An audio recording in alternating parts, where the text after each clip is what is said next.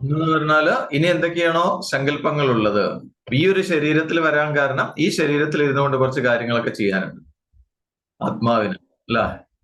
അപ്പൊ അത് ചെയ്തു കഴിഞ്ഞു. ഇനി പുതിയ കുറച്ച് കാര്യങ്ങളോടെ ചെയ്യാനുണ്ട്. അത് ഈ ശരീരം കൊണ്ട് ചെയ്യാൻ പറ്റില്ലെങ്കിൽ എന്ത് ചെയ്യും? ഇതിനെ ഉപേക്ഷിക്കും, എന്നിട്ട് പുതിയൊരു ശരീരം സ്വീകരിക്കും.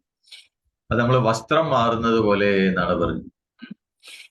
അപ്പൊ ഈ ആത്മാവ് അഖണ്ഡമാണ്, സനാതനമാണ് എന്നൊക്കെ നേരത്തെ സൂചിപ്പിച്ചു അല്ലെ. അഖണ്ഡമാണ്, എങ്ങും നിറഞ്ഞിരിക്കുന്നതാണ്, ഇടതടവില്ലാത്തതാണ്, മുറിവില്ലാത്തതാണ്, സനാതനമാണ്, എപ്പോഴും ഉള്ളതാണ് എന്നൊക്കെ പറഞ്ഞു. അപ്പോ ഇനി ഒരു സംശയം ഇവിടെ ഉയർന്നു വരാം എന്നാണ് പറയുന്നത്. എന്താണ് ആ സംശയം? ഈ ലോകത്ത് പലർക്കും പലതിനെയും നശിപ്പിക്കാനുള്ള കഴിവുണ്ട് അല്ലെ. പലതിനെയും നശിപ്പിക്കാൻ കഴിവുള്ള പലതുമുണ്ട് ഇവിടെ. അപ്പൊ അങ്ങനെയുള്ള കഴിവുകളുള്ള അതിനൊന്നും ഈ ആത്മാവിനെ നശിപ്പിക്കാൻ സാധിക്കില്ല, അല്ലെങ്കിൽ ആത്മാവിനെ കേടുവരുത്താൻ പറ്റില്ല എന്ന് പറയുന്നത് ശരിയാണോ എന്നാണ് ഒരു സംശയം വരാമെന്ന് പറയാം. അപ്പൊ ഇത് ആത്മാവിനെ കുറിച്ച് അറിയാത്ത സാധാരണക്കാരായ ആളുകൾക്ക്, ചില അല്പബുദ്ധികൾക്ക് എന്നാണ് പറയുക, അങ്ങനെയുള്ളവർക്ക് ഇത്തരം സംശയം തോന്നാമെന്നാണ് പറയുന്നത്. അപ്പൊ ആ സംശയം തീർക്കാനായിട്ടാണ് അടുത്ത 2 ശ്ലോകങ്ങളിലാണ് ഇനി അത് പറയാനായിട്ട് പോകുന്നത്. അടുത്ത 23-ാമത്തെ ശ്ലോകം ചൊല്ലിക്കോളൂ. 23-ാമത്തെ. നൈനം ചിന്തന്തി ശസ്ത്രാണി നൈനം ദഹതി പാവകാഃ ന ചൈന്യം ക്ലേദയന്ത്യാപോ ന ശോഷയതി മാരുതഃ. ഓക്കെ. നൈനം ചിന്തന്തി ശസ്ത്രാണി നൈനം ദഹതി പാവകഃ ന ചൈനം ക്ലേദയന്ത്യാപോ ന ശോഷയതി മാരുതഃ. ഇത് ഈ ശ്ലോകം മിക്കവാറും എല്ലാവരും കേട്ടിട്ടുണ്ടാവും. ഇത് അല്ല, ഇത് കേൾക്കാത്തവരായിട്ട് വളരെ കുറവായിരിക്കും, ഈ ശ്ലോകം കേൾക്കാത്തവരായിട്ട്. നൈനം ചിന്തന്തി ശസ്ത്രാണി. ശസ്ത്രാണി എന്ന് പറഞ്ഞാൽ ആയുധങ്ങൾ. ആയുധങ്ങൾ കൊണ്ട് ഏനം ന ചിന്തന്തി എന്ന് പറഞ്ഞാൽ ഈ ആത്മാവിനെ, ഏനം ഈ ആത്മാവിനെ, ന ചിന്തന്തി മുറിപ്പെടുത്താൻ പറ്റില്ല, മുറിപ്പെടുത്തില്ല. ആയുധങ്ങൾ കൊണ്ട് ഇതിനെ മുറിവേൽപ്പിക്കാൻ സാധ്യമല്ല. ഇതിനെ, ഈ ആത്മാവിനെ. പിന്നെയോ അടുത്ത എന്താണ്? നൈനം ദഹതി പാവകഃ എന്നാണ്. പാവകൻ, പാവകഃ എന്ന് പറഞ്ഞാൽ അഗ്നി. നൈനം ദഹൻ ഏനം ന ദഹതി, ഈ ആത്മാവിനെ അഗ്നിക്ക് ദഹിപ്പിക്കാൻ സാധ്യമല്ല. പിന്നെയോ ആപ, ആപ എന്ന് പറഞ്ഞാൽ വെള്ളം, ജലം. ജലത്തിന് ഇതിനെ ക്ലേദയന്തി നനയ്ക്കാൻ പറ്റില്ല എന്നാണ്. ജലത്തിന് ഇതിനെ നനയ്ക്കാൻ സാധ്യമല്ല. മരുത, മരുതൻ എന്ന് പറഞ്ഞാൽ കാറ്റ്. കാറ്റിന് ഇതിനെ ഉണക്കി കളയാനും പറ്റില്ല ഈ ആത്മാവിന്. അപ്പൊ ആത്മാവിന് നാശമുണ്ടാവോ, അല്ലെങ്കിൽ എന്തെങ്കിലും അതിനെ കേടുവരുത്താൻ പറ്റുമോ എന്നുള്ള സംശയം ഉണ്ടെങ്കിൽ അതിനുള്ള മറുപടിയാണ് പറയണത്, ആത്മാവിനെ ഒന്നും ചെയ്യാനായിട്ട് പറ്റില്ല. ആയുധങ്ങൾ കൊണ്ട് ഇതിനെ മുറിവേൽപ്പിക്കാൻ പറ്റില്ല ആത്മാവിനെ. പിന്നെയോ അഗ്നിക്ക് ഇതിനെ ദഹിപ്പിച്ചു കളയാൻ സാധ്യമല്ല. തീ കത്തിച്ചാലും അത് പോകുന്നില്ല. ശരീരം കത്തിച്ചാമ്പലാവി എന്ന് വരാം, പക്ഷെ ആത്മാവിനെ ദഹിപ്പിക്കാൻ സാധ്യമല്ല. പിന്നെയോ നീ കുറച്ച് വെള്ളം ഒഴിച്ച് അടിച്ച് വിടാന്ന് വിചാരിച്ചു കഴിഞ്ഞാലോ അപ്പോഴും നടക്കില്ല അല്ലെ. നമ്മള് എന്താണ് മറ്റേ പോലീസുകാരൊക്കെ ഉപയോഗിക്കേണ്ട ജലപീരങ്കി അടിച്ച് ആളുകളെ ഇങ്ങനെ തുരത്തി കളയാറുണ്ട് അല്ല. സമരം ഹർത്താലൊക്കെ ഉണ്ടാവുന്ന സമയത്ത് പോലീസുകാർ വാട്ടർ ക്യാനൻ അടിക്കും. അപ്പൊ ജലപീരങ്കി അടിച്ചു കഴിഞ്ഞാൽ ആളുകൾക്ക് ചിലപ്പോൾ തെറിച്ചു പോകും, പക്ഷെ ആത്മാവിനെ ഒന്നും സംഭവിക്കില്ല, നനയ്ക്കാൻ പറ്റില്ല എന്നാണ് പറയുന്നത്. വെള്ളം ആത്മാവിനെ നനയ്ക്കുന്നില്ല. ഇനി കാറ്റത്ത് ഡ്രൈ ആവോ, ഉണങ്ങിപ്പോവോ, അതും ഇല്ല എന്നാണ്. കാറ്റിനും അതിനെ ഒന്നും ചെയ്യാനായിട്ട് സാധിക്കും. അപ്പൊ എന്തിനാണ് ഇങ്ങനെ പറയുന്നത് ചോദിച്ചു കഴിഞ്ഞാൽ, ഇപ്പോ അർജുനന്റെ വിഷമം എന്ന് പറയുന്നത് ഭീഷ്മര്, ദ്രോണര് തുടങ്ങിയവരെ അല്ലെ, കൗരവപക്ഷത്ത് നിൽക്കാൻ തനിക്ക് വേണ്ടപ്പെട്ട ആളുകളെയൊക്കെ തന്റെ ആയുധം കൊണ്ട് മുറിവേൽപ്പിക്കേണ്ടി വരും എന്നുള്ളതാണ്, അവരെ കൊല്ലേണ്ടി വരും എന്നുള്ളതാണ് അർജുനന്റെ വിഷമം അല്ലെ. അപ്പൊ യഥാർത്ഥത്തിൽ ഇവിടെ പറയുന്നത് എന്താണ്?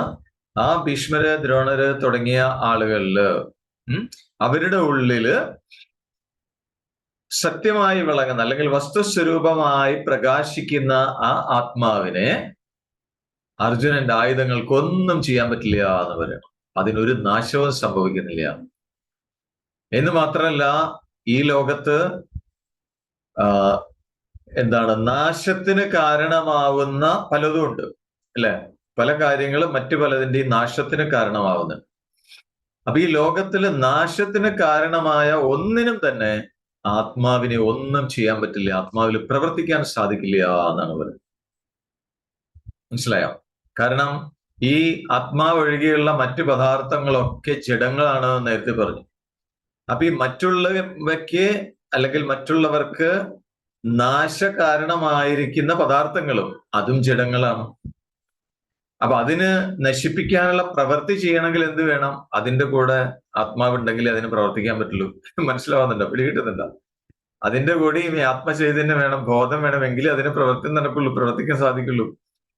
അല്ല, ചലിക്കാൻ പോലും സാധിക്കണമെങ്കിൽ അതിന്റെ കൂടെയും ആത്മാവ് ഉണ്ടാവണം. അപ്പൊ അതൊക്കെ ജഡമാണ്, തനിയെ അതിനൊന്നിനും പ്രവർത്തിക്കാൻ സാധ്യമല്ല. അപ്പൊ അങ്ങനെയുള്ള ജഡമായിരിക്കുന്ന പദാർത്ഥങ്ങൾക്ക് എങ്ങനെയാണ് ഈ ചൈതന്യത്തിന് എന്തെങ്കിലും ചെയ്യാൻ പറ്റുമോ എന്നാണ് ചോദ്യം. അല്ലെ, ഒന്നും ചെയ്യാനായിട്ട്. മനസ്സിലാവുന്നുണ്ടോ? പിടികിട്ടുന്നുണ്ടോ? കാരണം ഈ ചൈതന്യത്തിൽ നിന്ന് വേണം എനർജി ഉൾക്കൊണ്ട് പ്രവർത്തിക്കാനായിട്ട്. അപ്പൊ ഇതിന് പ്രവർത്തിക്കണമെങ്കിൽ അതിന്റെ സഹായം കൊണ്ടാണ്. പിന്നെ അതിനെ എന്ത് ചെയ്യാനാണ് പറ്റുക എന്നാണ് ചോദിക്കുന്നത്. ഒരിക്കലും നടക്കില്ല. അപ്പൊ ഇനി അടുത്ത ശ്ലോകത്തില് ഇപ്പൊ പറഞ്ഞ ഈ ശ്ലോകത്തിന്റെ ആശയം അല്ലെങ്കിൽ ആത്മസ്വരൂപം ഇതൊക്കെ ഒന്നും കൂടി ഉറപ്പിക്കാൻ വേണ്ടിയിട്ടാണ് അടുത്ത ശ്ലോകം പറയുന്നത്. 24-ാമത്തെ ശ്ലോകത്തിൽ അതാണ്. കാരണം ഇതിങ്ങനെ ആവർത്തിച്ച് പറയണം, വീണ്ടും വീണ്ടും ആവർത്തിച്ച് പറയുമ്പോഴാണ് ഇത് നമ്മളുടെ ഉള്ളില് നമ്മളുടെ ബുദ്ധിക്ക് തെളിയുള്ളൂ. പതുക്കെ പതുക്കെ റിപ്പീറ്റ് ചെയ്ത് കേൾക്കുമ്പോൾ. അപ്പൊ അതിനു വേണ്ടിയാണ് വീണ്ടും ഇതൊന്നും കൂടി ഉറപ്പിക്കാൻ വേണ്ടിയിട്ട് അടുത്ത ശ്ലോകം ചൊല്ലണം. ചൊല്ലിക്കോളൂ, 24-ാമത്തെ ശ്ലോകം. അൺമ്യൂട്ട് ചെയ്യൂ. അൺമ്യൂട്ട് ചെയ്തിട്ടില്ലേ? അച്ഛേദ്യോയമദാഹ്യോയം അക്ലേദ്യോ ശോഷ്യയേവ ച നിത്യ സർവഗതസ്ഥാണു അജലോയം സനാതനഃ. അടുത്തതിൽ ഒന്നും കൂടി ഉറപ്പിക്കുകയാണ്. അച്ഛേദ്യോയം അദാഹ്യോയം അക്ലേദ്യോ ശോഷ്യ ഏവച നിത്യ സർവഗതസ്ഥാണു രചലോയം സനാതന അയം അച്ഛേദ്യം. അതാ ഈ ആത്മാവ് അച്ഛേദ്യ, മുറിക്കാൻ പറ്റുന്നതല്ല, മുറിക്കപ്പെടാവുന്നതല്ല എന്നാണ്. ഛേദിക്കാൻ പറ്റില്ല ഈ ആത്മാവിന്. കഷ്ണം കഷ്ണാക്കിയിട്ട് മുറിക്കാൻ പറ്റില്ല എന്നാണ്. പിന്നെയോ, പിന്നെ അതിന്റെ ഗുണം എന്താണ്?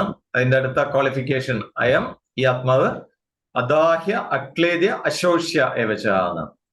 അദാഹ്യമന ദഹിപ്പിക്കപ്പെടാവുന്നതല്ല, ദഹിപ്പിക്കപ്പെടാവുന്നതല്ല. നേരത്തെ പറഞ്ഞു അഗ്നിക്ക് അതിനെ ദഹിപ്പിക്കാൻ സാധ്യമല്ല. അതൊന്നും കൂടെ ഉറപ്പിക്കുകയാണ്, ഇത് ദഹിപ്പിക്കപ്പെടാവുന്നതല്ല. പിന്നെയോ അക്ലേദ്യ, നനയ്ക്കപ്പെടാവുന്നതല്ല എന്നാണ്. നനവതിനെ ഏൽക്കുന്നില്ല. അശോഷ്യ, ശോഷണം സംഭവിക്കും, ഉണക്കപ്പെടാവുന്നതല്ല എന്നാണ് കാറ്റിന്. പിന്നെയോ അയം നിത്യ സർവഗത സ്ഥാണു അചല സനാതന. അയം, ഈ ആത്മാവ് നിത്യ, നിത്യനാണ്. പിന്നെയോ സർവഗത, സർവഗത പറഞ്ഞ സർവത്ര, എങ്ങും നിറഞ്ഞു നിൽക്കുന്നതാണ്. എങ്ങും നിറഞ്ഞു നിൽക്കുന്നവനാണ് ഈ ആത്മാവ്. സ്ഥാണു, സ്ഥാണു എന്ന് പറഞ്ഞാൽ സ്ഥിരത, സ്ഥിരമാണ്. അചലം, അചലം പറഞ്ഞാൽ ചലനമില്ലാത്തത്. സനാതനം എന്ന് പറഞ്ഞാലോ എപ്പോഴും ഉള്ളത്. അതാണ് ഈ ആത്മാവ് എന്ന് പറയുന്നത്. അതിന്റെ ക്വാളിഫിക്കേഷൻസ് ആണ് നേരത്തെ പറഞ്ഞത്, അല്ല? അപ്പൊ ഈ ആത്മാവിനെ മുറിക്കാൻ സാധ്യമല്ല, അതിന് മുറിവേൽക്കില്ല ആത്മാവിന്. കേൾക്കുന്നുണ്ട് എല്ലാവരും? യെസ്. അതിന് മുറിവ്. അപ്പൊ നമ്മള് പിന്നെ പറയാറുണ്ടല്ലോ, അയ്യോ ഞാൻ വേദനിക്കുന്നു, എന്നെ എന്തിനാണ് ഇങ്ങനെ വേദനിപ്പിക്കുന്നതൊക്കെ പലരും പറയാറുണ്ട്, അല്ല? അപ്പൊ ആരാണ് വേദനിക്കുന്നത്? ഈ ആത്മാവല്ല വേദനിക്കുന്നത്. ഈ ശരീരത്തോട് ചേർന്ന് നിൽക്കുന്ന ജീവാത്മാവിനാണ് വേദന ഉണ്ടാവുന്നത്. മനസ്സിലാവുന്നുണ്ടോ? ആ വേദന വരാനുള്ള കാരണം എന്താണ്? ശരീരത്തോട് ചേർന്ന് നിൽക്കുന്നത് കൊണ്ട്. ശരീരവുമായി ചേർന്നപ്പോ ശരീരത്തിന്റെ കാര്യങ്ങളൊക്കെ അതിനെ ബാധിക്കാനായിട്ട്, അത് നേരത്തെ സൂചിപ്പിച്ചു, അല്ലെ? അപ്പൊ അതിനാണ് ഈ വേദനയൊക്കെ ഉണ്ടാവുന്നത്. യഥാർത്ഥത്തിൽ ആത്മാവിന് ഒന്നും തന്നെ സംഭവിക്കില്ല എന്ന്. അപ്പൊ ആത്മാവിന് മുറിക്കാൻ സാധ്യമല്ല, മുറിക്കപ്പെടാൻ സാധിക്കുന്നില്ല, മുറിക്കപ്പെടാവുന്നവനല്ല ആത്മാവ്. പിന്നെയോ ദഹിക്കപ്പെടാവുന്നവനല്ല. അഗ്നിക്ക് ഇതിനെ ദഹിക്കാനായിട്ട് സാധിക്കില്ല എന്ന് പറഞ്ഞു, ദഹിപ്പിക്കാൻ സാധ്യമല്ല എന്ന്. നനയ്ക്കപ്പെടാവുന്നവനല്ല, ജലത്തിന് അതിനെ നനയ്ക്കാൻ സാധിക്കില്ല, കാറ്റിന് ഇതിനെ ഉണക്കാനും പറ്റില്ല. നിശ്ചയമാണ് എന്ന് പറഞ്ഞു, ഉറപ്പാണ്. അപ്പൊ പിന്നെ എങ്ങനെയാണ്? ഈ ആത്മാവ് നിത്യനാണ്, എപ്പോഴും ഉള്ളതാണ്, എല്ലായിടത്തും നിറഞ്ഞു നിൽക്കുന്നതാണ്. സർവഗത എന്ന് പറഞ്ഞാൽ സ്ഥിരമാണ്, ചലനമില്ലാത്തതാണ്, സദാ ഉള്ളവൻ, എപ്പോഴും ഉള്ള സനാതനമാണ്, എപ്പോഴും ഉള്ളവനാണ്, എപ്പോഴും ഉള്ളതാണ്. അപ്പൊ അതാണ് ആത്മാവ് നിത്യമാണ്. അതിന് നാശമില്ല എന്ന് പറഞ്ഞാൽ, നിത്യം എന്നുകൊണ്ട് ഉദ്ദേശിക്കുന്നത് കാലം കൊണ്ട് അതിന് അവസാനിക്കുന്നില്ല എന്നാണ് പറയുന്നത്. കാലാതീതമായി നിലനിൽപ്പുള്ളതാണ് ആത്മാവ്. കാലമൊക്കെ അതിന്റെ താഴെയാണ് വരുന്നത് യഥാർത്ഥത്തിൽ. കാലത്തിനും അതീതമായിട്ട് അതാണ് നിത്യൻ എന്ന് പറയാനുള്ള കാരണം. നിത്യൻ, കാലത്തിനും അതീതമായി നിലനിൽപ്പുള്ളതാണ് ആത്മാവ്. സർവഗതനാണ്, അല്ലെ, എല്ലാം നിറഞ്ഞിരിക്കുന്നു എന്ന് പറഞ്ഞാൽ ഏതെങ്കിലും ഒരു സ്ഥലത്ത് മാത്രമല്ല ഇതുള്ളത്, അല്ലെ. അപ്പോ ദേശം അതിനെ ബാധിക്കുന്നില്ല. കാലദേശങ്ങൾക്ക് അതീതമായി നിലനിൽക്കുന്നതാണ് ആര്? ആത്മാവ്. കാലം, സമയം അതിനെ ബാധിക്കുന്നില്ല, കാലത്തിന് അതീതമാണത്. പിന്നെ ദേശങ്ങൾക്കകത്തല്ല ഇത്, അല്ലെ. ദേശം കൊണ്ട് അവസാനിക്കുന്നില്ല. ഇന്ന സ്ഥലത്ത് മാത്രമേ ആത്മാവുള്ളൂ എന്ന് പറയാൻ പറ്റില്ല. ശരിയല്ലേ? പിന്നെ സ്ഥാണുവാണ്, സ്ഥിരമാണ്. അപ്പൊ എല്ലായിടത്തും നിറഞ്ഞിരിക്കുന്നുണ്ട്, അത് സ്ഥിരമാണ്. എന്ന് പറഞ്ഞാൽ അതുപോലെ വേറെ എന്തെങ്കിലും ഒരു കാരണം കൊണ്ട്, ഒരു നിമിത്തം കൊണ്ട് ഇത് അവസാനിക്കില്ല, അവസാനിപ്പിക്കാൻ പറ്റുന്നതല്ല ആത്മാവ് എന്നാണ്. അപ്പൊ കാലദേശങ്ങൾക്ക് നിമിത്തങ്ങൾക്കും അപ്പുറത്താണ് ആത്മാവിന്റെ സ്ഥിതി. അതങ്ങനെ നിലനിൽക്കുകയാണ്. അപ്പൊ ഇതിനെല്ലാം അതീതമായതുകൊണ്ട് ആത്മാവ് നിർവികാരനാണ്. അതാണ് അചലനാണ് എന്ന് പറയാനുള്ള കാരണം അതാണ്. ചലിക്കാതെ പറഞ്ഞാൽ വികാരങ്ങളൊന്നും അതിനെ ബാധിക്കുന്നില്ല. പിന്നെയോ സനാതനാണെന്ന് പറഞ്ഞു. സനാതൻ എന്ന് പറഞ്ഞാൽ എപ്പോഴും ഉള്ളത്, ഉണ്മ, എപ്പോഴും ഉണ്മ ഉള്ളതാണ്, ഉണ്ട് എന്നുള്ള അവസ്ഥയുള്ളതാണ് സനാതൻ, ആത്മാവ് എന്ന് പറയുന്നത്. അപ്പൊ ഈ രീതിയിൽ ഈ നേരത്തെ പറഞ്ഞ ഈ ക്വാളിഫിക്കേഷൻസ് ഒക്കെ ഉള്ള ഒരു സാധനം ഉണ്ടെങ്കിൽ പിന്നെ അതിൽ നിന്ന് വേറെ എന്തെങ്കിലും ഉണ്ടാവാൻ വയ്യ. മനസ്സിലാവുന്നുണ്ടോ? പിടികിട്ടിയോ? എന്താ കാരണം ചോദിച്ചു കഴിഞ്ഞാൽ ഇത് എല്ലായിടത്തും നിറഞ്ഞിരിക്കുന്നതാണ്. എല്ലായിടത്തും നിറഞ്ഞിരിക്കുക എന്ന് പറഞ്ഞാൽ പിന്നെ വേറൊന്നിനും അവിടെ നിൽക്കാൻ സ്ഥലമില്ല. ശരിയല്ലേ? മനസ്സിലാവുന്നുണ്ടോ? ഇത് വളരെ രസമാണ്, വളരെ സെറ്റിലാണ്. പലപ്പോഴും നമ്മൾ ഈ എല്ലാ ഇടവും എന്ന് പറയുമ്പോ എന്താണ് എല്ലാ ഇടവും എന്ന് പറഞ്ഞു കഴിഞ്ഞാൽ, നമ്മളുടെ മനസ്സിൽ ഈ ഇടം, സ്ഥലം എന്ന് പറഞ്ഞാൽ നമ്മളുടെയൊക്കെ മനസ്സിൽ ഒരു സങ്കല്പമുണ്ട്, അല്ല, ഒരു സങ്കല്പമുണ്ട്.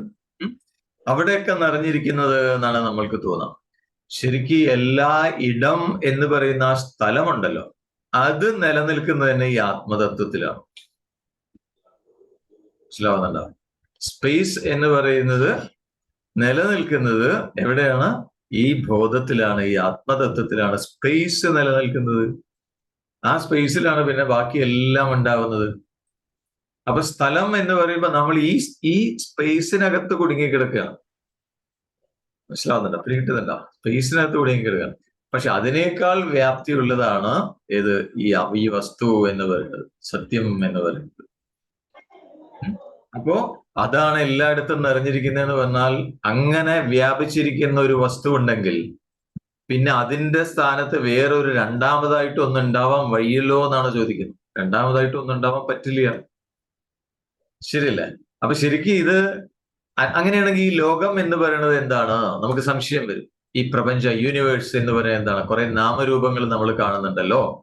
അപ്പൊ അതെങ്ങനെ ഉണ്ടായി? കാരണം ഇവിടെ ആത്മതത്വമാണ് ഇങ്ങനെ നിറഞ്ഞിരിക്കുന്നതെന്ന് പറഞ്ഞു, അല്ലെ? അതല്ലാതെ വേറൊന്നിനും പറയണ സ്ഥലമില്ല നിൽക്കാൻ എന്നും പറഞ്ഞു. അങ്ങനെയാണെങ്കിൽ പിന്നെ ഈ കണ്ടുകൊണ്ടിരിക്കുന്നത് നിങ്ങളും ഞാനും ഒക്കെ എന്താണ്? പിന്നെ നമ്മളൊക്കെ രൂപങ്ങളൊക്കെ കണ്ടല്ലോ, ഇതൊക്കെ എന്താണ്? അത് ശരിക്കും വിചാരം ചെയ്യുമ്പോ നമുക്ക് മനസ്സിലാവും, മരുഭൂമിയിൽ വെള്ളം കാണും പോലെയാണ് എന്നാണ്, അല്ലെ? മരുഭൂമിയിൽ മരുമരീചിക കേട്ടിട്ടുണ്ടോ? മിറാഷ്, മരുമരീചിക എങ്ങനെയാണ്? ഇപ്പോ ആ മണൽപ്പരപ്പില്, മരുഭൂമിയിൽ മണൽപ്പരപ്പിൽ ഇങ്ങനെ നോക്കിക്കഴിഞ്ഞാൽ, വെയിലുള്ള സമയത്ത് നോക്കിക്കഴിഞ്ഞാൽ ദൂരെ ഒരു തടാകം ഇങ്ങനെ ഓളം വെട്ടുന്നുണ്ടാവും, അല്ലെ? വെള്ളം നിറഞ്ഞിങ്ങനെ അലകൾ ഇങ്ങനെ വീശുണ്ടാവും വലിയ തടാകത്തിൽ, ദൂരെ നോക്കി കഴിഞ്ഞാൽ.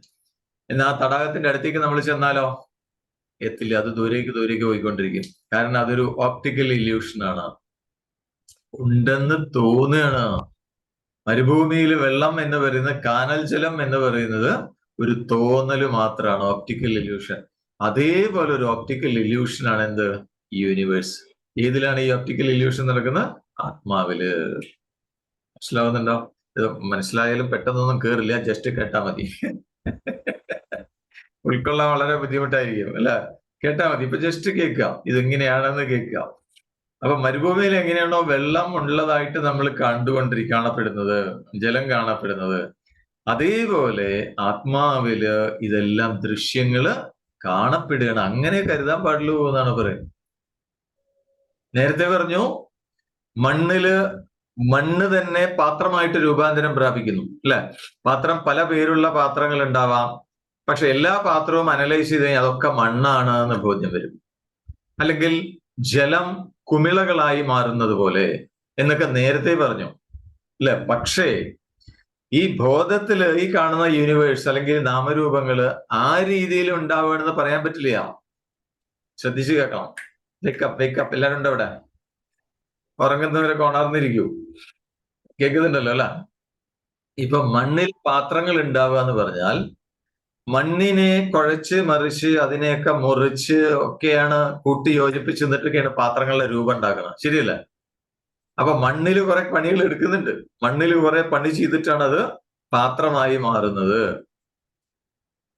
പക്ഷേ ഈ ആത്മാവിനെ അങ്ങനെ കുഴയ്ക്കാനും മറിക്കാനൊന്നും പറ്റില്ല, അതിനെ മുറിച്ച് പിന്നെ കൂട്ടിച്ചേർക്കാനും പറ്റില്ല ആത്മാവിനെ, ശരിയല്ലേ? അപ്പൊ പിന്നെ ആ രീതിയിൽ ഒരു പരിണാമമാണെന്ന് പറയാൻ പറ്റില്ല. ആത്മാവ് അങ്ങനെ പരിണമിച്ച് പ്രപഞ്ചം ഉണ്ടായതാണെന്ന് പറയാനായിട്ട് പറ്റില്ല. അതുപോലെ ജലം കുമിളകളാവുന്നത് പോലെ നേരത്തെ പറഞ്ഞു, കുമിളകളും തിരമാലകളും ആവുന്നത് പോലെ നേരത്തെ പറഞ്ഞു. പക്ഷെ ഇപ്പൊ പറയുന്നത് എന്താണ്? അതും പറയാൻ പറ്റില്ല. എന്താ കാരണം ചോദിച്ചു കഴിഞ്ഞാൽ വെള്ളം എങ്ങനെയാണ് കുമിളയായി മാറുന്നത്? വെള്ളം ചലിച്ചിട്ടാണ്. വെള്ളം സ്ഥിരമായി നിൽക്കുകയാണെങ്കിൽ അതിന് കുമിളകളൊന്നും ഉണ്ടാവില്ല, തിരമാലകളൊന്നും ഉണ്ടാവില്ല. അപ്പൊ കാറ്റ് വന്നു, വെള്ളം ചലിച്ചു, തിരമാലകൾ ഉണ്ടായി. അങ്ങനെയാണ് തിരമാല ഉണ്ടാവുന്നത്. പക്ഷെ ആത്മാവിനെ കുറിച്ച് നേരത്തെ പറഞ്ഞു അചലനാണ്, ചലനമില്ലാത്തതാണ് എന്ന് പറഞ്ഞു. അപ്പൊ പിന്നെ ചലിച്ചിട്ട് ഇങ്ങനെ പ്രപഞ്ചം ഉണ്ടാവാനും സാധിക്കില്ല. അങ്ങനെയല്ല എന്നാണ് പറയുന്നത്. അപ്പൊ ആത്മസ്വരൂപത്തിന് ചലനവുമില്ല, പിന്നെ ഒരു വികാരവും സംഭവിക്കാതെ പിന്നെ എങ്ങനെ ഇതുണ്ടായി ചോദിച്ചു കഴിഞ്ഞാൽ അതിലുണ്ടെന്ന് തോന്നുന്ന കാഴ്ചകളാണ് ഈ രൂപങ്ങൾ മുഴുവൻ. നിങ്ങളും ഞാനും ഒക്കെ ഈ വെറും ഒരു കാഴ്ചകളാണ്, യഥാർത്ഥത്തിൽ ഇല്ല എന്ന് പറയും. വെറും കാഴ്ചകൾ, ഉണ്ടെന്ന് തോന്നുന്ന കാഴ്ചകൾ മാത്രമാണ് ഈ രൂപങ്ങൾ മുഴുവൻ. അപ്പൊ എങ്ങനെയാ ചോദിച്ചു കഴിഞ്ഞാൽ മരുഭൂമിയിൽ വെള്ളം കാണുന്നത് പോലെ, മരുഭൂമിയിൽ ജലം തോന്നുന്നത് പോലെ. പക്ഷെ പാത്രങ്ങള് മണ്ണിന്റെ പരിണാമമാണ്, മണ്ണ് പരിണമിച്ചുണ്ടായതാണ് പാത്രങ്ങൾ. അതുപോലെ ജലം പരിണമിച്ചുണ്ടായതാണ് കുമിളകള്, തിരമാലകള്. പക്ഷെ ഈ ജഡം എന്ന് പറയുന്നത് ബോധം പരിണമിച്ചുണ്ടായതല്ല, പിന്നെന്താണ്? ബോധ വിവർത്തമാണ് എന്നാണ് പറയുന്നത്. എന്താണ് വിവർത്തം എന്ന് പറഞ്ഞു കഴിഞ്ഞാൽ? വിവർത്തം എന്ന് പറഞ്ഞാൽ ഒന്നും സംഭവിക്കാതെ, ചലനമോ വികാരങ്ങളോ ഒന്നും സംഭവിക്കാതെ ഉണ്ടെന്ന് തോന്നുന്ന ഒരു കാര്യമാണ് അതിന് വിവർത്തം എന്നാണ് പറയുന്നത്. മനസ്സിലായോ? വെറുതെ ഉണ്ടെന്ന് തോന്നാം, അതാണ് വിവർത്തം. പക്ഷെ ഈ എന്താണ് പ്രപഞ്ചം ഉണ്ടായതിന് അല്ലെങ്കിൽ ജഡരൂപങ്ങള് ഉണ്ടായതിന്റെ കാര്യം പറയുമ്പോൾ ഉദാഹരണം സാധാരണ പറയാറുള്ളത് മണ്ണ് പാത്രമായി മാറിയതും ജലം കുമിള ആയി മാറിയതൊക്കെയാണ് സാധാരണ പറയാറുള്ളത്. അതെന്തിനാ പറയണത് വെച്ച് കഴിഞ്ഞാൽ കാര്യവും കാരണവും രണ്ടല്ല എന്ന് വ്യക്തമാക്കാൻ വേണ്ടി പറയണമെന്നേ ഉള്ളൂ. കാര്യം എന്ന് പറയുന്നത് പാത്രം, മണ്ണിന്റെ പാത്രം കാര്യം, അതിന്റെ കാരണം മണ്ണ്. കുമിള കാര്യം, ജലം അതിന്റെ കാരണം. ആ രീതിയിൽ ഈ ജഡം കാര്യം, അതിന്റെ കാരണം ആത്മാവ് അല്ലെങ്കിൽ ബോധം. അത് പറയാൻ വേണ്ടി പറഞ്ഞു എന്ന് മാത്രമേ ഉള്ളൂ. പക്ഷെ അത് കറക്റ്റ് ഉദാഹരണം അല്ല എന്നാണ് പറയുന്നത്. കാരണം മണ്ണ് രൂപാന്തരം പ്രാപിച്ചിട്ടാണ് പാത്രമായി മാറുന്നത്. അതുപോലെ ജലത്തില് രൂപാന്തരം സംഭവിച്ചാണ് കുമിളയായി മാറുന്നത്, തിരമാലയായി മാറുന്നത്. പക്ഷെ ആത്മാവ് രൂപാന്തരം പ്രാപിച്ചിട്ടല്ല ഈ നാമരൂപങ്ങൾ ഉണ്ടാവുന്നത്, ഈ ജഡമായിരിക്കുന്ന പ്രപഞ്ചം ഉണ്ടാവുന്നത്. അത് ഉണ്ടെന്ന് തോന്നുകയാണ് എന്നാണ്, വിവർത്തമാണ്, ഉണ്ടെന്നുള്ള തോന്നല് മാത്രമേ ഉള്ളൂ എന്നാണ്. മനസ്സിലായോ? ഇനി അങ്ങനെയാണെങ്കിൽ നേരത്തെ പറഞ്ഞു ഇത് എല്ലായിടത്തും നിറഞ്ഞിരിക്കുന്നു എന്ന് പറഞ്ഞു, അല്ലെ? സർവഗതനാണ്, സനാതനനാണ്, നിത്യനാണ് എന്നൊക്കെ പറഞ്ഞു, കുറെ ക്വാളിഫിക്കേഷൻസ് പറഞ്ഞു. പക്ഷെ അങ്ങനെ എല്ലായിടത്തും ഈ സത്യവസ്തു നിറഞ്ഞിരിക്കുന്നുണ്ടെങ്കിൽ നമുക്കൊക്കെ അത് അനുഭവപ്പെടേണ്ട എല്ലാവർക്കും വേണ്ട? എത്ര പേർക്ക് അനുഭവപ്പെടുന്നുണ്ട്? നമുക്കത് അനുഭവപ്പെടുന്നേ ഇല്ല. കാരണം നമ്മള് പുറമേ ഉള്ളതിൽ ഈ രൂപങ്ങൾ നമുക്ക് അനുഭവപ്പെടുന്നുണ്ട്, രൂപങ്ങളാണ് അനുഭവപ്പെടുന്നത്. അതുകൊണ്ട് ഈ രൂപങ്ങളിൽ നമ്മൾ പെട്ടുകിടക്കുകയാണ്. പക്ഷെ രൂപങ്ങൾ എല്ലായിടത്തും ഇല്ല, അല്ലെ? ഓരോ സ്ഥലത്തും ഓരോരോ രൂപങ്ങളാണ്. പക്ഷെ ഈ വസ്തു, ഈ സത്യം എന്ന് പറയുന്നത് എല്ലായിടത്തും നിറഞ്ഞിരിക്കുന്നു. അപ്പൊ എല്ലായിടത്തും ഉള്ളതായിരിക്കുന്നു, എല്ലായിടത്തും എപ്പോഴും ഉള്ളതാണ്. അപ്പൊ എല്ലായിടത്തും എപ്പോഴും ഇങ്ങനെ ഒരു വസ്തു ഉണ്ടെങ്കിൽ, സത്യമായിരിക്കുന്ന ഈ വസ്തു ഉണ്ടെങ്കിൽ എന്തുകൊണ്ടാണ് അത് എല്ലാവർക്കും അനുഭവപ്പെടാത്തത് എന്നാണ്. ആ ചോദ്യത്തിനുള്ള മറുപടിയാണ് ഇനി അടുത്തത് പറയണം. അങ്ങനെ ഒരു സംശയം ഉണ്ടെങ്കിൽ ആ സംശയത്തിനുള്ള മറുപടിയാണ് അടുത്തത് പറയാനായിട്ട് പോകുന്നത്. ആത്മാവ് എന്തുകൊണ്ട് നമ്മൾക്കത് അറിയാനായിട്ട് പറ്റുന്നില്ല? 25-ാമത്തെ ശ്ലോകത്തില് അത് പറയുന്നുണ്ട്. ചൊല്ലിക്കോളൂ, അൺമ്യൂട്ട് ചെയ്തിട്ട്.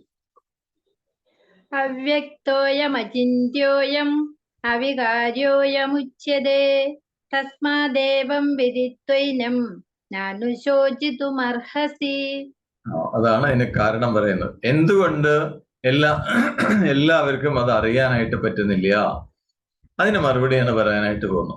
എന്താണ് അതിന്റെ മറുപടി? അവ്യക്തോയം അചിന്യോയം അവികാരോയം ഉച്യതേ തസ്മാദേവം വിദിത്വൈനം നാനുശോചിതും അർഹസി. ഇതാണ് അയം അവ്യക്ത. ഈ ആത്മാവ് അവ്യക്തനാണ്, അവ്യക്തമാണ്. അവ്യക്തം എന്ന് പറഞ്ഞു കഴിഞ്ഞാൽ ഇന്ദ്രിയങ്ങൾ കൊണ്ട് കണ്ടെത്താൻ പറ്റുന്ന രീതിയിൽ വ്യക്തമായ രൂപമൊന്നും ഈ ആത്മാവിനില്ല എന്നുള്ളത്. നമ്മളിപ്പോ ഈ ചുറ്റുപാടും പദാർത്ഥങ്ങളെ നമ്മൾ കാണുക, അല്ലെങ്കിൽ ചുറ്റുപാട് നാമരൂപങ്ങളെ നമ്മൾ അറിയുന്നത് എന്തുകൊണ്ടാണ്? ഇന്ദ്രിയങ്ങൾ കൊണ്ടാണ് നമ്മൾ അറിയുന്നത്. ശരിയല്ലേ? ഇന്ദ്രിയങ്ങൾ കൊണ്ടാണ് നമ്മൾ അറിയുന്നത്. ചുറ്റും ലോകമുണ്ടോ അല്ലെങ്കിൽ എന്തെങ്കിലും നാമരൂപങ്ങളുണ്ടോ എന്നൊക്കെ നമ്മൾ അറിയുന്നത് നമ്മളുടെ പഞ്ചേന്ദ്രിയങ്ങളിലൂടെയാണ്. അപ്പൊ പഞ്ചേന്ദ്രിയങ്ങളിലൂടെ അത് അറിയണമെങ്കിൽ അതിന് എന്തെങ്കിലും ഒരു രൂപം വേണം, വ്യക്തമായ എന്തെങ്കിലും ഒരു രൂപം വേണം, എന്നാലേ അതിനെ അറിയാനായിട്ട് പറ്റും. പക്ഷെ ഈ ആത്മാവിന് അങ്ങനെ ഒരു രൂപമില്ല, വ്യക്തമായൊരു രൂപമില്ല. ഇന്ദ്രിയങ്ങൾക്ക് അറിയാൻ പാകത്തില് വ്യക്തമായൊരു രൂപമില്ല ഈ ആത്മാവിന്. അതാണ് അവ്യക്തം. ദെൻ അചിന്ത്യ, അയം അചിന്ത്യ. എന്നാ ഈ ആത്മാവ് എങ്ങനെയെന്നുള്ളത് നമുക്ക് ഊഹിച്ചു മനസ്സിലാക്കാൻ പറ്റുമോ? മനസ്സുകൊണ്ട് ചിന്തിച്ച് മനസ്സിലാക്കാൻ പറ്റുമോ? അചിന്ത്യനാണ്. മനസ്സുകൊണ്ട് ചിന്തിച്ചറിയാൻ പറ്റില്ല അല്ലെ? ആത്മാവിനെ എക്സ്പ്ലെയിൻ ചെയ്താലും എങ്ങനെയാണ് നമ്മൾ മനസ്സുകൊണ്ട് ചിന്തിച്ചോ ഇതാണ് ആത്മാവെന്ന് എങ്ങനെ ചിന്തിച്ച് മനസ്സിലാക്കുക? സാധിക്കില്ല എന്നാണ്. അയം അവികാര്യ ഉച്യതേ. അവികാര്യ, രൂപഭേദങ്ങളൊന്നുമില്ല എന്നാണ് പറയുന്നത് ഈ ആത്മാവിന്. രൂപഭേദങ്ങളൊന്നുമില്ല, ഒരു മാറ്റവും ഇല്ല, അത് എപ്പോഴും ഒരേപോലെ നിലനിൽക്കുന്നതാണ്. തസ്മാത്, അതുകൊണ്ട് എന്താണ് പറയാൻ പോകുന്നത്? അതുകൊണ്ട് ഏനം ഏവം വിദിത, ഈ ആത്മാവിനെ ഇപ്രകാരം മനസ്സിലാക്കി അനുശോചിതം ന അർഹസി, നിനക്ക് ദുഃഖിക്കാൻ യാതൊരു അവകാശവും ഇല്ല എന്ന് പറയും. ആത്മാവ് ഇങ്ങനെയുള്ളതാണ്, നമുക്ക് അത് വ്യക്തമല്ല, നമുക്ക് അറിയാനായിട്ട് പറ്റില്ല. ഈ ആത്മാവിനെ ഇന്ദ്രിയങ്ങൾ കൊണ്ട് കണ്ടെത്താൻ പറ്റില്ല, കാരണം അങ്ങനെ ഒരു രൂപം അതിനില്ല. അതുപോലെ മനസ്സുകൊണ്ട് ചിന്തിച്ചറിയാനും പറ്റില്ല ഈ ആത്മാവിനെ. പിന്നെയോ രൂപമാറ്റമൊന്നും സംഭവിക്കുന്നില്ല ഈ ആത്മാവിൽ, എന്നും ഒരേപോലെ നിലനിൽക്കുന്നതാണ് എന്ന് പറയപ്പെടുന്നു എന്നവർ. അതുകൊണ്ട് ഈ ആത്മാവ് ഇങ്ങനെയൊക്കെയാണ് എന്ന് മനസ്സിലാക്കിയിട്ട് നീ ദുഃഖം ഒഴിവാക്കൂ, നീ ദുഃഖിക്കാൻ പാടില്ല എന്ന് പറയാം. നാനുശോചിതും അർഹസി. അപ്പൊ ശരിക്കും പറഞ്ഞാൽ ഈ ഇന്ദ്രിയങ്ങൾ കൊണ്ട് നമ്മൾ എല്ലാം അറിയുന്നു, ലോകത്തെ അറിയണോ, എല്ലാം അറിയുന്നു, ചുറ്റുപാടുകളെല്ലാം നീ നമ്മൾ അറിയുന്നു. പക്ഷെ ഇന്ദ്രിയങ്ങൾ എങ്ങനെ പ്രവർത്തിക്കുന്ന? അതിനെ തനിയെ പ്രവർത്തിക്കാൻ പറ്റില്ല. ഇന്ദ്രിയങ്ങളും വെറും ജഡോപകരണങ്ങളാണ്. ഈ ജഡമാകുന്ന ശരീരത്തിന്റെ ടൂൾസ് ആണ് ഇന്ദ്രിയങ്ങൾ. അപ്പൊ ശരീരം ജഡമാണെങ്കിൽ ഈ ടൂൾസും ജഡം തന്നെയാണ്. പക്ഷെ അതെങ്ങനെയാണ് പിന്നെ പ്രവർത്തിക്കുന്നത് ചോദിച്ചു കഴിഞ്ഞാൽ, നേരത്തെ പറഞ്ഞ ആ സത്യവസ്തു, ആ ആത്മാവിന്റെ സഹായത്തോടെയാണ് അത് പ്രവർത്തിക്കുന്നത്. അല്ലെ? ശരിയല്ല? ശരീരത്തില് ആ ജീവൻ ഇല്ലെങ്കിൽ, ആ ചൈതന്യം ഇല്ലെങ്കിൽ പിന്നെ കണ്ണ് തുറന്നു വെച്ചാൽ ഒന്നും കാണില്ല. ചിലർ കണ്ടിട്ടില്ലേ, മരിച്ചു കിടക്കുന്നതിനെ കണ്ണ് തുറന്നിട്ടായിരിക്കും, കണ്ണൊക്കെ തുറിച്ചിട്ട് കിടക്കുന്നുണ്ടാവും. പക്ഷെ കണ്ണ് തുറന്നിട്ടാണ് കിടക്കണമെങ്കിൽ അവര് വല്ലതും കാണുന്നുണ്ടോ മുന്നില്? വല്ലതും കാണും അവര്? കണ്ടിട്ടില്ലേ? ചില രൂപങ്ങളൊക്കെ കണ്ടിട്ടില്ലേ? കണ്ണ് വീഴ്ച അങ്ങനെ ഒറ്റ കിടക്കാം. കണ്ണ് തുറന്നിട്ട് നോക്കുന്നുണ്ട്, പക്ഷെ വല്ലതും കാണുമായിരിക്കും, ഒന്നും കാണില്ല. കാരണം എന്താ? ആ കാണിക്കുന്ന ചൈതന്യം ഉള്ളിലില്ല, അത് പോയി കഴിഞ്ഞു. അപ്പൊ അതുണ്ടെങ്കിൽ ഇന്ദ്രിയങ്ങൾ പ്രവർത്തിക്കുള്ളൂ. ഇന്ദ്രിയങ്ങൾക്ക് പ്രവർത്തിക്കണം. കണ്ണിന് കാണണമെങ്കിൽ, കാതിന് കേൾക്കണമെങ്കിൽ, മൂക്കിന് മണക്കണമെങ്കിൽ, നാവിന് രുചിക്കണമെങ്കിൽ, ത്വക്കിന് സ്പർശിക്കണമെങ്കിൽ ഒക്കെ ഈ ആത്മസാന്നിധ്യം വേണം. അതുണ്ടെങ്കിലേ അതെല്ലാം പ്രവർത്തിക്കുള്ളൂ. അപ്പൊ അതില്ലെങ്കിൽ ഒന്നും പ്രവർത്തിക്കില്ല. അതുകൊണ്ട് ഇതൊക്കെ ജഡമാണ്, ജഡ ഉപകരണങ്ങളാണ്. ഈ ടൂൾസ് ഒക്കെ ജഡമാണ് എന്നാണ് പറയുന്നത്. മനസ്സും അതുപോലെ തന്നെയാണ്. മനസ്സും അതിനും തനിയെ പ്രവർത്തിക്കാനുള്ള കഴിവില്ല, അല്ലെ? അപ്പൊ ഇതിനെല്ലാം എന്തുണ്ടെങ്കിലേ പ്രവർത്തിക്കാൻ പറ്റൂ. ഇതൊക്കെ ആശ്രയിച്ചിരിക്കുന്നത് ബോധത്തെയാണ്, ആത്മാവിനെയാണ്. അതിന്റെ ശക്തി കൊണ്ടാണ് ഇതെല്ലാം പ്രവർത്തിക്കുന്നത്. അതുകൊണ്ട് തന്നെ അതിനെ അറിയാൻ, അതിനെ കാണാൻ ഈ ഇന്ദ്രിയങ്ങൾക്ക് കഴിയില്ല. അത് സ്വാഭാവികമല്ലേ എന്നാണ് ചോദിക്കുന്നത്. അത് സ്വാഭാവികമാണല്ലോ, കാരണം അതിന്റെ ശക്തി കൊണ്ടാണ് ഇതെല്ലാം പ്രവർത്തിക്കുന്നത്. അപ്പൊ പിന്നെ എങ്ങനെ അതിനെ കാണാനായിട്ട് പറ്റും? കാരണം അതിനെ കാണാനുള്ള ശക്തി ഇതിന്റെ ഈ ഇന്ദ്രിയങ്ങൾക്കില്ല. അപ്പൊ അതിൽ നിന്ന് ശക്തി സ്വീകരിക്കുക എന്ന് പറഞ്ഞാൽ അതിന്റെ ശക്തി അപാരമായിരിക്കും. അതുകൊണ്ടാണല്ലോ അതിന്റെ ശക്തി സ്വീകരിക്കുന്നത്. അപ്പൊ ഇതിന്റെ ശക്തി വളരെ കുറവാണ്. അതുകൊണ്ട് ഈ കുറഞ്ഞ ശക്തി ഉപയോഗിച്ച് അതിനെ അറിയാനായിട്ട് പറ്റില്ല, കാണാനായിട്ട് പറ്റില്ല. അപ്പൊ ബോധം എന്ന് പറയുന്നത്, അല്ലെങ്കിൽ ആത്മാവ് എന്ന് പറയുന്നത് രൂപമാറ്റം സംഭവിക്കാത്ത ഒരു വസ്തുവാണ്. അതുകൊണ്ട് തന്നെ ഇനി ഇതിന്റെ രൂപം മാറിയാൽ കാണാമെന്ന് വിചാരിക്കാൻ പറ്റുമോ? പറ്റില്ല. കാരണം അത് രൂപം മാറില്ല, എപ്പോഴും ഒരേപോലെയാണ്. അപ്പൊ പിന്നെ ആർക്കാണ് ഈ ആത്മതത്വത്തെ അല്ലെങ്കിൽ ഉണ്മയെ അനുഭവിക്കാൻ പറ്റുക, ബോധത്തെ അറിയാൻ പറ്റുക ചോദിച്ചു കഴിഞ്ഞാൽ, ബോധത്തിന്റെ എങ്ങനെയാണ് അതിന്റെ അനുഭവം ചോദിച്ചു കഴിഞ്ഞാൽ, ഉണ്മ ആണ് അനുഭവം, ഉണ്ട് എന്നുള്ള അനുഭവം. അതാണ് ബോധത്തിൻ്റെത് എന്ന് പറയുന്നത്. ഉണ്ട് എന്നുള്ള അനുഭവമാണ് ബോധത്തിന്റെ. ആ അനുഭവം അതനുഭവിക്കാൻ ആർക്കാ സാധിക്കുക? ആ ബോധത്തിന് മാത്രമേ കഴിയൂ, വേറെ ഒന്നിനും പറ്റില്ല. അപ്പൊ ആത്മാവിന് തന്നെയാണ് ആത്മാവിനെ അറിയാനായിട്ട് പറ്റുള്ളൂ എന്നാണ് പറയുന്നത്. അപ്പൊ എങ്ങനെ ഇത് സാധിക്കും ചോദിച്ചു കഴിഞ്ഞാൽ, ഇപ്പൊ നമ്മളൊക്കെ ഈ നാമരൂപങ്ങളാണ് അനുഭവിച്ചു കൊണ്ടിരിക്കുന്നത്.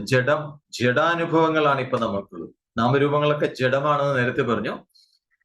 അപ്പൊ ഈ ജഡമാണ് നമ്മളുടെ ഉള്ളിൽ കയറിയിരിക്കുന്നത്, അതാണ് നമ്മൾ അനുഭവിച്ചു കൊണ്ടിരിക്കുന്നത്. അപ്പൊ ഈ ജഡവസ്തുക്കളെ അനുഭവിച്ചു കൊണ്ടിരിക്കുമ്പോ നമ്മൾക്ക് ബോധത്തെ അനുഭവിക്കാൻ പറ്റില്ല, സ്വന്തം സ്വരൂപമായ ബോധത്തെ അനുഭവിക്കാൻ പറ്റില്ല. മനസ്സിലാവുന്നുണ്ടോ? പിടികിട്ടുന്നുണ്ടോ? അപ്പൊ ആ ബോധത്തെ അനുഭവിക്കാൻ സാധിക്കുന്നതിന് വേണം ഈ ജഡാനുഭവങ്ങളെ മുഴുവൻ അകറ്റണം. എന്നാൽ ഉള്ളിൽ നിന്ന് എന്തൊക്കെയാണോ കയറിയിരിക്കുന്നത് അതിനെ മുഴുവൻ നീക്കം ചെയ്യണം. എന്ന് പറഞ്ഞാൽ ചുരുക്കത്തിൽ ഹോളോ ആൻഡ് എംപ്റ്റി ആവണം എന്നർത്ഥം. അഡ്വാൻസ് കോഴ്സ് ചെയ്യണം എന്നർത്ഥം. മനസ്സിലായോ? അഡ്വാൻസ് കോഴ്സ് ചെയ്യുമ്പോ ഇതിനെ നമ്മൾക്ക് അനുഭവിക്കാൻ പറ്റും. യെസ്, അഡ്വാൻസ് കോഴ്സ് വരുന്നുണ്ട്. 9-ാം തീയതി പൊന്നാനിയിൽ വരുന്നുണ്ട്, 16-ാം തീയതി മഞ്ചേരിയിലുണ്ട്. അപ്പൊ എല്ലാവരും വന്ന് ചെയ്യും, അവിടെ നിന്ന് നമുക്ക് എക്സ്പീരിയൻസ് ചെയ്യാം. ഇതിനെ ആ സ്വന്തം സ്വരൂപമായിട്ട് അതിനെ അനുഭവിക്കാൻ സാധിക്കും. എങ്ങനെയാണെങ്കിൽ ഈ ജഡാനുഭവങ്ങളെ മുഴുവൻ അകറ്റി കഴിഞ്ഞാൽ, അപ്പൊ ആ അനുഭവം ഉണ്ടാവുന്നത് വരെ ഈ ആത്മാവ് അവ്യക്തമാണ്, അചിന്ത്യമാണ് എന്നാണ് പറയുന്നത്. ആ അവസ്ഥയിൽ തന്നെ നിലനിൽക്കും. മനസ്സിലാവുന്നുണ്ടോ?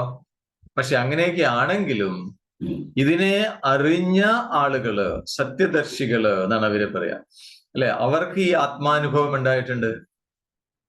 അപ്പൊ അവര് പറയുന്ന അവരുടെ ഉപദേശപ്രകാരം നമ്മൾക്ക് മനസ്സിലാക്കാം, ഈ ഭീഷ്മരെ ദ്രോണരെ കുറിച്ചൊന്നും നമ്മൾ ദുഃഖിക്കേണ്ട യാതൊരു ആവശ്യമില്ല എന്ന് മനസ്സിലാക്കിക്കൂടെ എന്ന് ഭഗവാൻ അർജുനോട് ചോദിക്കാം. കാരണം ഇതിന് നാശമില്ല എന്ന് നേരത്തെ പറഞ്ഞു, ഇതിനെ മുറിവേൽപ്പിക്കാൻ സാധിക്കില്ല എന്ന് പറഞ്ഞു, എല്ലായിടത്തും നിറഞ്ഞിരിക്കണമെന്ന് പറഞ്ഞു. അങ്ങനെയാണെങ്കിൽ എന്തുകൊണ്ട് കാണുന്നില്ല എന്ന് ചിലപ്പോൾ അർജുനന് സംശയം തോന്നാം. അതിനുള്ള മറുപടിയാണ് പറഞ്ഞത്, ഇത് അവ്യക്തമാണ്, അചിന്ത്യമാണ്, അവികാര്യമാണ്, വികാരങ്ങളൊന്നും ബാധിക്കാത്ത, രൂപഭേദങ്ങൾ ഇല്ലാത്തതാണ്. അതുകൊണ്ട് ഇതിനെ പെട്ടെന്ന് മനസ്സിലാക്കാൻ പറ്റില്ല. ഇതിനെ അനുഭവിച്ചറിയുന്ന വേണം. അത് അറിയണമെങ്കിൽ എന്ത് വേണം?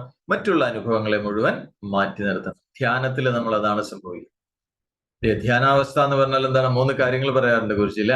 ധ്യാനത്തില് 3 റിക്വയർമെന്റ് ഇല്ലേ? ഓർമ്മയില്ലേ? 3 റിക്വയർമെന്റ് എന്തൊക്കെയാണ്? ഐ വാണ്ട് നത്തിങ്, എനിക്കൊന്നും ആവശ്യമില്ല. ഐ ആം നത്തിങ്, ഞാൻ ആരുമല്ല, ഞാൻ ഒന്നുമല്ല. അടുത്ത എന്തായിരുന്നു? ഐ ഡു നത്തിങ്, എനിക്കൊന്നും ചെയ്യാനുമില്ല. അപ്പൊ ഈ 3 അവസ്ഥ എന്ന് പറഞ്ഞാൽ അതാണ് പരമവൈരാഗ്യം എന്ന് പറയുന്നതാണ് ഈ 3 അവസ്ഥ. സന്യാസമാണ് ഈ 3 അവസ്ഥ, അല്ലെ? എനിക്ക് ഒന്നും ആവശ്യമില്ല, ഞാൻ ആരുമല്ല, ഞാൻ ഒന്നുമല്ല, എനിക്ക് ഒന്നും ചെയ്യാനുമില്ല. ഈ 3 അവസ്ഥയിൽ നമ്മൾ മുഴുകുമ്പോൾ അപ്പോഴാണ് നമ്മൾക്കിത് അനുഭവിക്കാൻ നമുക്ക് സാധിക്കുക.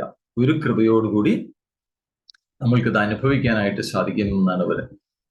അപ്പൊ ആൾറെഡി ഇതിനെക്കുറിച്ച് അറിഞ്ഞ ആളുകള്, അല്ലെ, അവരുടെ ഉപദേശം അത് സൂചിപ്പിക്കുന്ന എന്താണ്? ഇങ്ങനെ ഇവരെ നശിപ്പിക്കേണ്ടി വരുമല്ലോ, ഇവരെ കൊല്ലേണ്ടി വരുമല്ലോ എന്നുള്ള ദുഃഖം അസ്ഥാനത്താണ്, അതിന്റെ ആവശ്യമില്ല എന്ന് ഭഗവാൻ അർജുനനെ ഉപദേശിക്കാൻ. അപ്പൊ ഈ ബോധം എന്ന് പറയുന്നത് അതാണ് സത്യവസ്തു. അതിനെ പ്രത്യക്ഷത്തിൽ അനുഭവിക്കുക എന്ന് പറഞ്ഞാൽ ഈ ലോകത്തിൽ മുഴുകിക്കിടക്കുന്ന ആളുകൾക്ക് അത്ര എളുപ്പമല്ല, അല്ലെ? ഭൗതിക തലത്തില് അതില് മാത്രം ശ്രദ്ധ വെച്ച് ജീവിക്കുന്നവർക്ക് അതിനപ്പുറത്തുള്ള, അതിനതീതമായി ബോധവസ്തുവിനെ പ്രത്യക്ഷമായിട്ട് അനുഭവിക്കാൻ വളരെ ബുദ്ധിമുട്ടാണ്. പക്ഷേ അങ്ങനെയൊക്കെയാണെങ്കിലും ഉള്ളില് നേരത്തെ പറഞ്ഞില്ലേ, ദൈവീ സമ്പത്ത്, ശുഭവാസനകൾ വളർത്തി ദൈവീ സമ്പത്ത് വളർത്തിയ ഒരാൾക്ക് ഇതിനെക്കുറിച്ച് വിവരിക്കുന്നത് കേട്ട് കഴിഞ്ഞാൽ തന്നെ ഉള്ളില് ബുദ്ധിയുടെ തലത്തിൽ മനസ്സിലാക്കാൻ വിഷമമുണ്ടാവില്ല, സിദ്ധാന്തപരമായിട്ട് മനസ്സിലാക്കാൻ വിഷമമുണ്ടാവില്ല എന്നാണ്. അപ്പൊ ആദ്യം അതാണ് വേണ്ടത്. നമ്മളിത് കേൾക്കുക, എന്നിട്ട് അത് മനസ്സിലാക്കുക. ഇത് ഇങ്ങനെയാണെന്ന് ആദ്യം ബുദ്ധിയുടെ തലത്തിൽ നമ്മൾ മനസ്സിലാക്കുക. എന്നിട്ട് ബുദ്ധിയുടെ തലത്തിൽ ഇതാണ് സത്യം എന്ന് മനസ്സിലാക്കിയ ശേഷം പിന്നെന്ത് വേണം? ഇത് ഇത് ഇത് ഈ അനുഭവം നേരിട്ടുണ്ടാവണം എന്നുള്ള ലക്ഷ്യം വെച്ചുകൊണ്ട് നമ്മൾ നമ്മളുടെ സ്വന്തം കർമ്മം ചെയ്തുകൊണ്ട് മുന്നോട്ട് പോവുകയാണെങ്കിൽ അത് അനുഭവിക്കാൻ പറ്റും എന്നാണ് പറയുന്നത്. മനസ്സിലായി? ഇത് വളരെ പ്രധാനമാണ്. എന്ന് പറഞ്ഞാൽ ഈ സത്യം ആദ്യം കേൾക്കുക. ഇതെന്താണ്, എങ്ങനെയുള്ളതാണെന്നുള്ളത് നമ്മൾ ആദ്യം കേൾക്കുക, അല്ലെ? ഗുരുവിൽ നിന്ന് നമ്മൾ അത് കേൾക്കുന്നു. പിന്നെന്ത് വേണം? അത് അനുഭവിക്കാനായിട്ട്, അത് ശരിക്കും ഉള്ളിൽ ഉറപ്പ് വരണമെങ്കിൽ ഇത് വേണം, അനുഭവം ഉണ്ടാവണം. ആ അനുഭവം ഉണ്ടാവാനുള്ള ലക്ഷ്യം വെച്ചുകൊണ്ട് തനിക്ക് എന്തൊക്കെ കർമ്മങ്ങളാണോ, തന്റെ കർമ്മ മേഖല ഏതാണോ ആ ജോലികളൊക്കെ ചെയ്തുകൊണ്ട് മുന്നോട്ട് പോകണം എന്നാണ് പറയുന്നത്. മനസ്സിലായോ? അപ്പോ ഈ ഒരു രഹസ്യം, ജീവിതത്തിൽ ഈ ഒരു രഹസ്യം എന്താണ് മനസ്സിലാക്കിക്കൊണ്ടാണ് ഭഗവാൻ അർജുനനോട് ഈ സത്യസ്ഥിതിയെ പറയുന്നത്. കാരണം ഇത് ആദ്യം ഒന്ന് മനസ്സിലാക്കുക, ഇത് ഇന്നതാണ് എന്ന് കേട്ട് മനസ്സിലാക്കുക. പിന്നെ ഇതിനെ ലക്ഷ്യം വെച്ചുകൊണ്ട് തന്റെ കർമ്മങ്ങൾ ചെയ്തുകൊണ്ട് കർമ്മമാർഗത്തിൽ മുന്നോട്ട് പോവുക. അപ്പൊ ഇവിടെ ഇപ്പോ അർജുനൻ കർമ്മം ചെയ്യാൻ തയ്യാറല്ല, അല്ലെ? അർജുനൻ തന്റെ കർത്തവ്യം ചെയ്യാൻ മടിച്ച് ദുഃഖിച്ചിരിക്കുകയാണ്.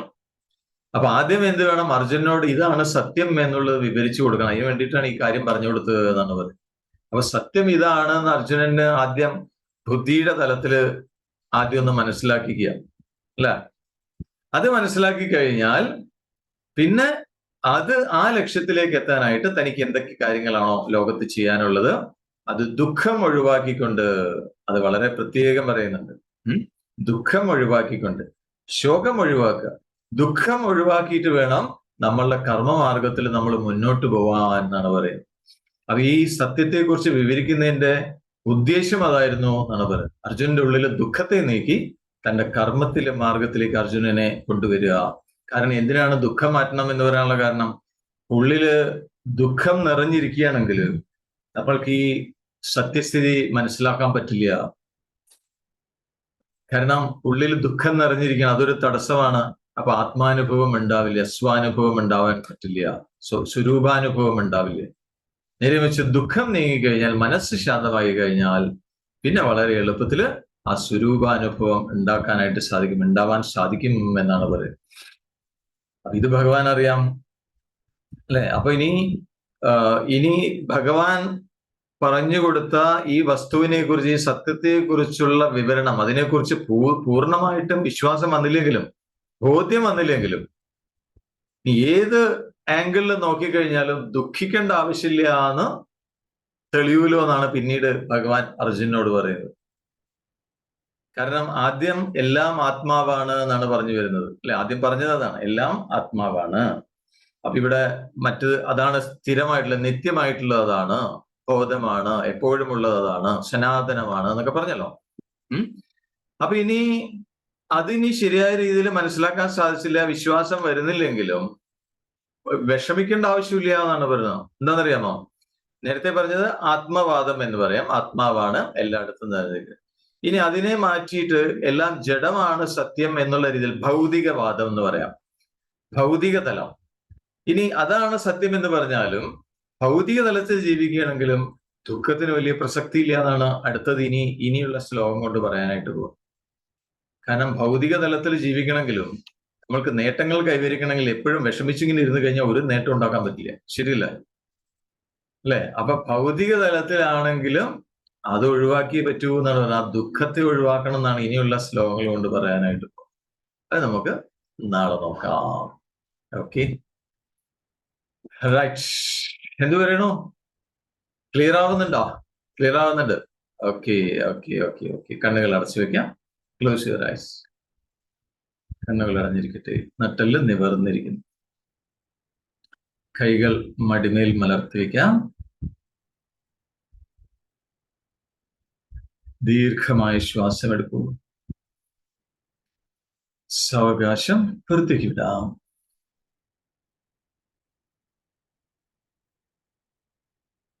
കൈകൾ അയഞ്ഞിരിക്കുന്നു, തോളുകൾ അയഞ്ഞിരിക്കട്ടെ.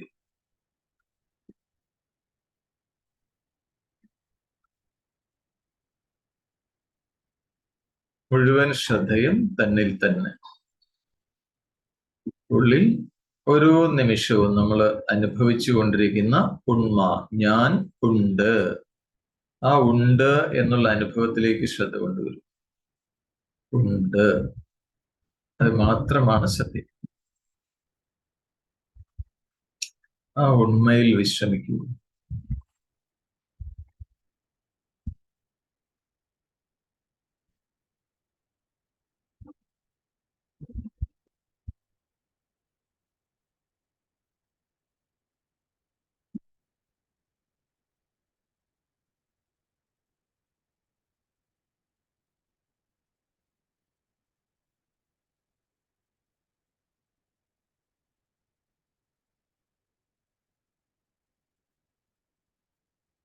ഓം സം സമിദ്ധ്യുവസി വൃഷന്നഗ്നേ വിശ്വാനര്യ ഇലസ്പതി സമിധ്യസി സനോ വസൂന്യാഭരാ സംഘച്ഛധ്വം സംവദധ്വം സംവോ മനാംസി ജാനത ദേവാഭാഗം യഥാ പൂർവേ സഞ്ജാനാനാ ഉപാസത്തെ സമാനോ മന്ത്രഃ സമിതി സമാനീ സമാനം മനഃ സഹ ചിത്തമേഷാം സമാനം മന്ത്രമഭിമന്ത്ര ഏവ സമാനേന വോഹവിഷാ ജുഹോമി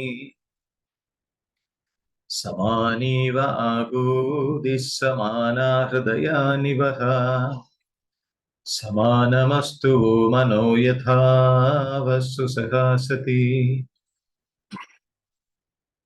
നമോ ബ്രഹ്മണേ നമോ അസ്ത്വഗ്നയേ നമഃ പൃഥവ്യേ നമഃ ഓഷധീഭ്യഃ നമോ വാചേ നമോ വാചസ്പതയേ നമോ വിഷ്ണവേ ബൃഹദേ കരോമി. ഓം ശാന്തി ശാന്തി ശാന്തി.